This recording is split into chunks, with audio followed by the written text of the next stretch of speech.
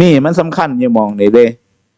มันบ่ได้ว่าคนที่ซื่อสัตย์อยู่นำตำแหน่งใหญ่มีตำแหน่งนั่นตำแหน่งนี่เด้คนมันสิมีความซื่อสัตย์ได้มันอยู่นำศีลห้าเท่านั้นเด้ถ้าคนบ่มีศีลห้านั่นโอ้ยแห่งใหญ่แห่งมีอำนาจแห่งช่อแห่งโกงแห่งกดขี่ข่มเหงคนผู้ด้อยโอกาสกว่านั่นแหละบ่ว่าพระว่าโยมเห็นบ่มันบังเบียดกันอยู่ตลอดเวลาเห็นบ่ย้อนอีหยังย้อนเอายศเอาตำแหน่งไปให้กันนี่ล่ะเอาอำนาจไปให้กันนี่แหละ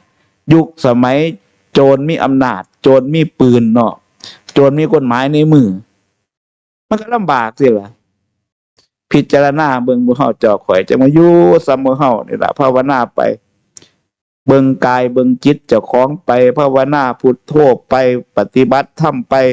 ทุกอิริยาบถมีสติกำกับปัดกวาดดูแลไปอย่าอยากมาเกิดอีกโลกอันนี้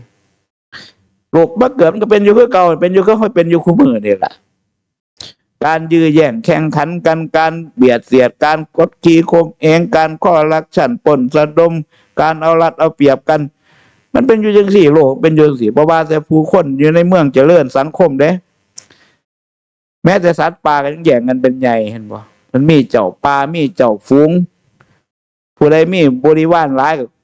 เป็นนักล่าโอ้บ่ธรรมดาเด้